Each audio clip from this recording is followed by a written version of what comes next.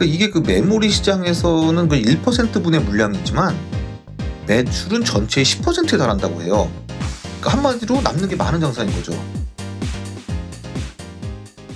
안녕하십니까? 아제너드 오 작가입니다. 안녕하세요. 아제너드 투데이입니다. 오늘은 그 간만에 반도체 이야기인가요? 예. 저희가 그 예전에 그 엔비디아의 그 GPU에 대해서 한번 얘기할 때 그 메모리 얘기도 좀 해달라는 분들이 계셨었는데요. 좀 늦었지만 이제 오늘 그 AI 시대에 따른 그 메모리 분야의 경쟁에 대해서도 한번 얘기해 보도록 하겠습니다. 그 엔비디아는 그 최근 한때 그 시가총액 1위에 오르기도 하지 않았습니까? 그렇습니다. 그 엔비디아하고 애플 그리고 마이크로소프트가 아주 이리저리 놓고 엎치락뒤치락 장난 아니던데요. 네, 맞습니다. 그만큼 이제 최근 그 엔비디아의 상승세가 굉장히 무섭지 않습니까? 그때도 말씀드렸듯이 그 현재 그 AI 딥러닝에 사용되는 이 GPU의 그 개발 아키텍처는 그 엔비디아의 이 CUDA 이게 사실상 표준이거든요. 그러다 보니 이제 그 엔비디아 제품의 수요가 많을 수밖에 없는 건데, 하지만 이런 그 GPU만큼 메모리, 그 램의 수요도 증가할 수밖에 없는 상황이다 보니까 이 메모리 분야의 이제 경쟁도 굉장히 치열해요. 그래서 일단 그 메모리에 대해서 한번 잠깐 알아보도록 하죠. 이 컴퓨터의 메모리라는 것은 그 우리가 이제 컴퓨터를 사용할 때 이 데이터가 이제 존재하는 공간이에요. 컴퓨터가 뭔가를 한다는 것은 메모리에서 명령어를 읽고 또 메모리에서 필요한 데이터를 불러와서 그 값을 변화시키고 다시 그 값을 메모리에 넣는 것이죠. 우리가 뭐 동영상을 보건 뭐 문서를 작성하건 뭐 게임을 하건 심지어 뭐 아무것도 안 하고 있어도 컴퓨터는 계속 이제 이러한 일련의 행위를 계속 하고 있는 거예요. 명령어를 실행하고 데이터를 불러오고 다시 데이터를 넣고. 이거는 저희가 그 예전에 그 CPU의 구조편에서 한번 얘기 드린 적이 있죠. 그래서 이제 이러한 구조를 이제 폰 노이먼 구조라고 부릅니다. 그 유명한 그 폰 노이먼이 고안한 구조라서 이제 폰 노이먼 구조라고 하죠. 그 폰노이먼 우주선 등 그 본인 이름 딴 개념들이 굉장히 많네요. 그렇습니다. 폰 노이먼 우주선 제가 정말 시도 때도 없이 다루는 내용 아닙니까? 너무 많이 나오죠. 그렇습니다. 이거 모르시는 분 계시다면은 저희 채널 구독 누르셔서 그 이전 영상들 좀 보고 오시고요. 아무튼 뭐 폰 노이먼 괜히 천재 중에 천재가 아니죠. 아무튼 이렇게 그 하드디스크, SSD 등의 이런 그 외부 저장 장치도 이것도 일종의 메모리라고 볼 수 있습니다. 단지 그 램의 용량보다 훨씬 더 크고 대신 또 훨씬 느린 메모리인 것이죠. 따라서 이제 실제 CPU는 그 하드디스크랑 직접 통신하면 너무 느리니까 CPU는 그 램과 이제 직접 데이터를 이제 통신을 하지만 그 전에 그 SSD 같은 외부 저장 장치에서 메인 메모리인 램으로 프로그램과 데이터를 읽어 놓은 후 그런 뒤에 그 연산 작업들을 수행해야 하는 거예요. 또한 이런 그 일반적인 그 메인 메모리 외에도 CPU 내에는 이제 캐시 메모리라고 해서 CPU와 이제 메인 메모리와의 그 병목 현상을 없애기 위해 이 외부 메모리와는 반대인 정말 매우 빠르지만 대신 용량이 작은 이제 SRAM을 이용한 그 캐시 메모리 같은 게 탑재되어 있고요. 사실 그 오래전 컴퓨터 시대에는 그 램의 속도는 그렇게까지 중요하지 않았어요. 왜냐하면 그 CPU가 그렇게 빠르지 못했기 때문이거든요. 하지만 그 현대의 컴퓨터는 그 굉장히 많은 병렬 연산 및 그 대용량의 데이터를 처리해야 하기 때문에 메모리 속도도 이제 정말 매우 중요해졌습니다. 그래서 현재 저희가 뭐 일반적으로 쓰는 이제 컴퓨터의 뭐 DDR 메모리는 단층 구조의 메모리예요. 원래 이래 왔습니다. 하지만 현재 특히 그 AI 분야에서는 매우 많은 메모리와 또 그 빠른 속도를 요구하다 보니 더 성능이 강화된 이런 메모리에 대한 경쟁이 치열한데요. 이러한 필요에 의해 그 등장하는 메모리들이 그 일명 그 차세대 메모리라고 부르는 것들이죠. 그래서 일단 그 HBM과 그 PIM 이게 그 대표적인 차세대 메모리 아키텍처인데요. 오늘은 그 이것들에 대해서 한번 알아보도록 하겠습니다. HBM, PIM이요? 그렇습니다. HBM은 그 약어 말 그대로 높은 대역폭의 메모리라는 얘기인데요. 이 대역폭이라는 것은 한 번에 얼마나 많은 데이터를 전송할 수 있느냐입니다. 즉 그 메모리의 속도라고 할 수 있죠. 데이터의 전송 속도는 아무리 빨라도 빛의 속도를 넘을 수가 없습니다. 당연하죠. 빛의 속도를 능가하는 건 없으니까. 물리학적으로 불가능하죠. 당연하죠. 그래서 이런 전자적인 이동 속도도 빛의 속도를 넘을 수가 없는데, 빛의 속도긴 한데, 예전에도 말씀드렸듯이 이 빛의 속도는 이런 세계에서는 빠른 게 아니에요. 그러기 위해서 메모리의 전송 속도를 조금이라도 높이기 위해 막 여러 방법들이 등장을 하게 되는데, 예전에도 한번 말씀드린 적이 있지만 그 애플의 그 뭐 M1, M2를 사용하는 컴퓨터가 뭐 성능이 빠르게 나오는 이유 중에 하나가 여러 가지 있지만 그 중에 보드 안에 CPU와 메모리를 일체형으로 만들어서 CPU에서 가장 가까운 곳에 램을 위치해서 조금이라도 전송 속도를 빠르게 한 것도 그 이유 중에 하나예요. 그렇게 거리가 중요한 거예요? 그렇죠. 예전엔 그렇게 중요하지 않았지만 사실 불과 그 몇 센티미터 차이지만 그만큼 최근의 컴퓨팅은 이 빛의 속도인 데이터 전송 속도에서도 이 정도의 속도도 아까운 거예요. 아, 신기하네요. 예. 그리고 또 다른 방법은 뭐 속도는 고정돼 있으니까 그러면은 한 번에 많은 데이터를 실어 보내는 겁니다. 그러니까 한 번에 1바이트를 전송하는 것과 8바이트를 전송하는 것은 8배가 더 빠르게 되는 거죠. 따라서 높은 대역폭이라는 것은 초당 데이터 전송량이 많은 것을 의미합니다. 대역폭의 양이란 뜻이네요, 그럼? 예, 그 초당 데이터의 전송량을 뜻합니다. 그래서 현재 그래픽카드에 사용되는 이 GDDR램은 32핀 구조로 되어 있는데 1핀당 신호가 통하면 1, 안 통하면 0, 즉 1비트예요. 따라서 32핀이므로 32비트의 데이터 버스를 갖는 구조가 되는 거죠. 그래서 이러한 램을 하나의 평면에 여러 개를 배치하는 구조예요. 반면 HBM은 이러한 D램을 평면이 아닌 수직으로 여러 겹 쌓아서 이제 메모리를 적층한 구조입니다. 즉 DDR은 단층 건물이라면은 HBM은 여러 층으로 이루어진 그런 빌딩 같은 건물이라고 할 수 있죠. 이렇기 때문에 이 상위층의 메모리와도 연결될 수 있게 하기 위해서 이 메모리 사이에 연결되는 통로가 필요해요. 그러니까 건물로 따지면 이제 엘리베이터 같은 것이 필요하죠. 위로 올라가서 내려갔다 해야 되니까. 비유가 딱딱 들어맞네요. 예, 예.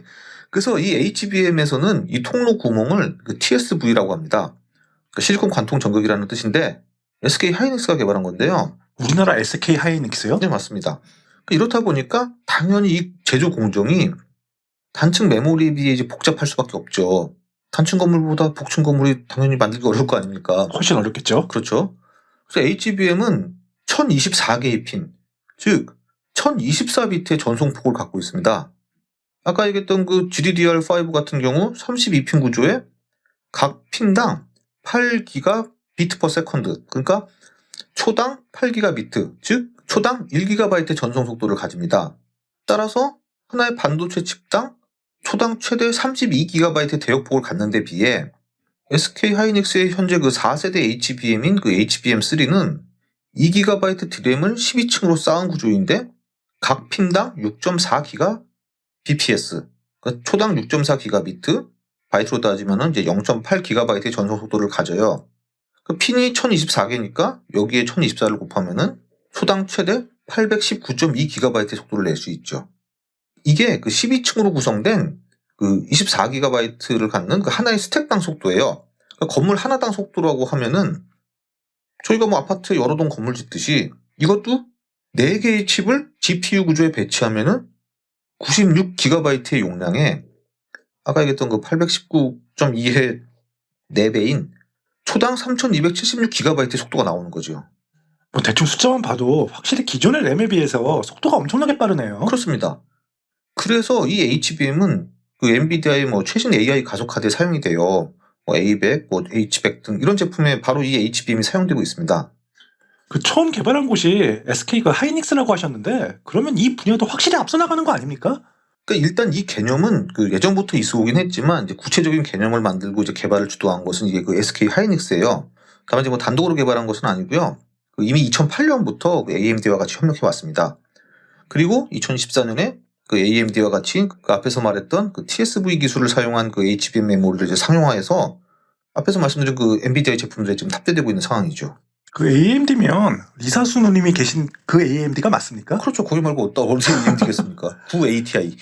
그 메모리 분야 하면 그래도 또 삼성전자인데 여기서는 HBM 제품 안 만드나요? 아, 그렇진 않죠. 그 삼성전자도 이 HBM에서는 이제 점유율이 40% 가까이 차지하고 있어요. 꽤 많이 차지하네요. 예, 예. 그 2세대인 HBM2는 오히려 삼성전자가 하이닉스보다 먼저 2015년에 먼저 개발했습니다. 그 1세대는 하이닉스가 먼저, 2세대는 예. 삼성이 먼저 이 말씀이시죠? 네, 맞습니다. 다만 이 삼성전자는 한때 그 HBM 개발을 좀 접었어요. 2019년에 다시 접었다가 다시 재개했는데 그 SK 하이닉스가 그 2021년에 그 4세대인 HBM3를 개발하고 그리고 이제 2022년에 그 양산에 들어간 반면 이 삼성전자는 그 일시 중단했던 여파로 인해서인지 2022년에서야 그 HBM3가 개발됐고 그러다 보니까 그러니까 아직은 그 HBM 시장에서는 하이닉스가 이제 50%가 넘는 점유율에다가 이 4세대인 HBM3에서는 이 SK 하이닉스가 90%를 차지하고 있어요. 그러다 보니 이제 삼성전자가 이제 SK 하이닉스보다는 조금 밀리고 있긴 하지요. 그러다 보니 SK 하이닉스에 좀 밀리는 삼성전자가 다음 세대인 그 5세대 HBM3E에 올인하고 있는데요. 근데 그 최근 그 외국 언론에 따르면은 이 삼성전자의 그 HBM3E 5세대 올인하고 있는 이 제품이 엔비디아의 그 테스트 요구 기준을 맞추지 못했다는 얘기가 나오게 됐습니다. 물론 이제 삼성 측에서는 뭐 아직도 이게 테스트 중에 있고 결렬된 것은 아니라고 했지만 일단 이런 얘기가 나오다 보니 주가가 3% 이상 빠지는 일이 있었고요. 반면 SK 하이닉스는 자신들의 그 5세대 제품인 HBM3E가 수율이 이제 80% 가까이 나온다는 이런 자신감을 내비치기도 했습니다. 양측의 희비가 엇갈리긴 하는데 그래도 뭐 국내 업체가 전 세계 HBM 시장의 90%를 차지하는 거잖아요. 예, 이거 대단한 거 아닙니까? 그렇습니다. 근데 그렇긴 합니다만, 근데 이 HBM 메모리라는 게 아직은 그 저런 AI 전용 메모리에 가깝다 보니까 전체 메모리 시장의 그 생산량에는 1%도 안 된다고 해요. 아, 그거밖에 안 돼요? 예, 예. 하지만 이게 점점 수요가 급증하고 있는 데다가 또 2024년에는 이게 전년에 비해 3배 이상 시장이 커질 것이라고 합니다. 그리고 이게 단가가 높다 보니 이게 그 메모리 시장에서는 그 1%분의 물량이지만 매출은 전체의 10%에 달한다고 해요. 그러니까 한마디로 남는 게 많은 장사인 거죠. 그렇게 그 남는 장사면 한국 업체들 말고 다른 외국 업체 HBM 회사들도 경쟁에 뛰어들 것 같은데요? 일단 미국 업체인 마이크론이 아까 얘기했던 이제 그 삼성하고 SK가 90%를 차지하고 나머지 10%는 이제 마이크론이 이제 비율을 갖고 있고, 그래서 이 마이크론이 최근에 그 2025년까지 20에서 25%까지 그 점유율을 가져갈 수 있도록 하겠다는 이제 계획을 발표했습니다. 그러니까 이 마이크론도 그 최근 이제 5세대 제품이고 양산에 들어갔다고 하고요. 엔비디아로부터 주문을 확보했다는 얘기가 있긴 합니다. 그래서 이 세 업체가 HBM 분야에서는 이제 공격적으로 개발하고 있는 업체지요. 역시 경쟁자가 있긴 있군요. 그렇습니다. 다만 뭐 아직은 많이 떨어지고 있죠. 그리고 또 하나, 이제 PIM은 이거는 이제 그 프로세싱 인 메모리라고 해서 메모리 상에서 연산 가능하다는 의미인데 그 연산 과정을 CPU나 GPU에서 하는 것이 아닌 메모리 상에서 바로 이루어져요. 아니, 메모리도 연산에 가담하나요? 그렇습니다. 그 앞에서 말씀드렸듯이 이제 컴퓨터가 하는 일이라는 게 메모리에서 데이터를 불러와서 CPU나 GPU에서 계산을 하고 다시 그 값을 메모리에 쓰는 과정을 거치는데 메모리 칩의 각 메모리 뱅크마다 이 산술 유니트를 탑재해서 메모리 상에서 바로 해당 값을 바꾸는 겁니다. 계산을 해서. 그러면은 CPU로 전송하고 다시 그 변경된 값을 다시 메모리로 보내는 이러한 일을 할 필요가 없어지니까 비약적인 처리 속도 향상을 가져올 수 있죠. 아, 그러니까 아까 말씀드린 것처럼 메모리, 즉 램에서 바로 계산을 수행한다는 얘기 아닙니까? 그렇죠. 정말 굉장히 혁신적인 메모리예요. 아, 그러네요. 데이터를 불러와 연산하고 다시 저장하는 앞에서 얘기했던 폰 노이몬 구조와 달리 데이터를 쓰는 것과 계산을 단일 칩에서 좀 바로 처리한다는 것이죠. 엄청나게 혁신적인데요. 그렇습니다만 하지만 이게 앞에서 그 설명한 그러니까 이미 상용화되어 실전에 쓰이고 있는 HBM에 비해 이 PIM은 이제 아직은 이제 그 상용화 초기 단계예요. 또한 이게 설계가 매우 복잡하고 또 메모리에 연산 기능까지 탑재하다 보니 당연히 열이 많이 날 거 아닙니까? 그럼 발열 문제도 있고요. 결정적으로 또 이게 그 아키텍처가 앞에서 얘기했던 폰 노이몬 구조와 다르기 때문에 기존의 프로그래밍 방식과는 이제 다른 형태가 필요해질 수도 있어요. 프로그램 소스 코드를 그 실행 파일로 만들어주는 컴파일러는 당연히 이거는 뭐 대대적으로 수정해야 되고요. 그리고 개발 언어도 이제 기존과 다르게 이 PIM에 최적화되게 만들어야 할 필요가 발생할 수 있어요. 그리고 또 이 두 개가 꼭 독립적은 아니기 때문에 앞에서 말씀드린 그 HBM에 PIM 기능이 탑재된 HBM PIM 메모리라는 것도 등장을 했습니다. 그럼 이쪽은 어떤 업체들이 주로 개발하고 있습니까? 그 말씀드렸듯이 이게 아직은 그 일반 상용화 단계는 아니고 그 시제품과 좀 초기 테스트 단계이긴 합니다만 그래도 이제 여러 업체들이 제품들을 내놓고 있는데요. 일단 그 삼성에서는 그 앞서 얘기한 그 HBM과 PIM을 결합한 그 결합한 제품을 발표를 했습니다. 뭐 전력 효율이 70% 향상되고 뭐 기존에 비해 뭐 2배의 성능을 낼 수 있다고 주장을 했고요. 이에 질세라 그 SK 하이닉스도 2022년에 그 GDDR6 AIM이라는 기존 GDDR 메모리에 그 PIM 기술을 결합한 제품으로 기존 메모리에 비해 16배 빠르고 이제 뭐 80% 이상의 전력 효율을 가져온다고 주장을 하고 있습니다. 그 외에 그 UPMEM이라는 업체에서 그 표준 DDR-램 형태로 된 제품을 이제 2019년부터 출시를 했습니다. 그 외로 또 그 IBM 등에서도 이제 프로토타입을 공개한 적이 있고요. IBM이 또 끼어들었군요. 그렇습니다.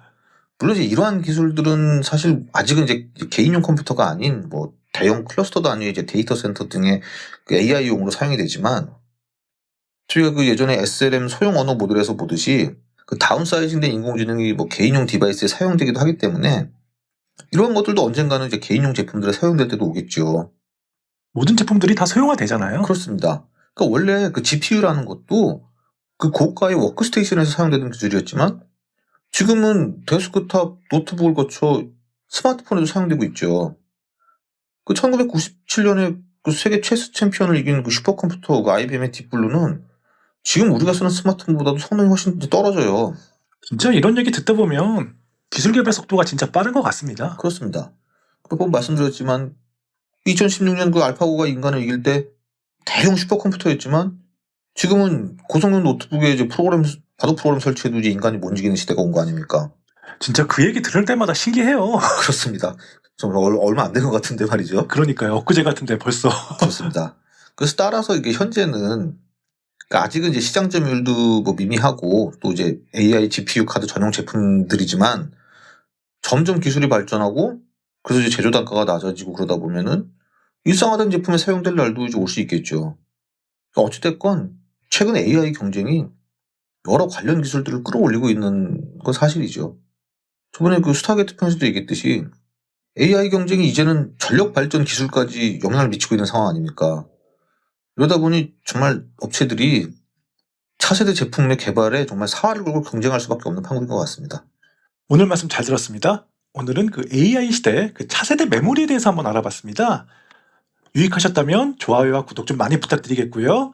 저희는 다음 시간에 더 좋은 영상으로 찾아뵙겠습니다. 지금까지 아제너드였고요. 시청해주셔서 감사합니다. 감사합니다.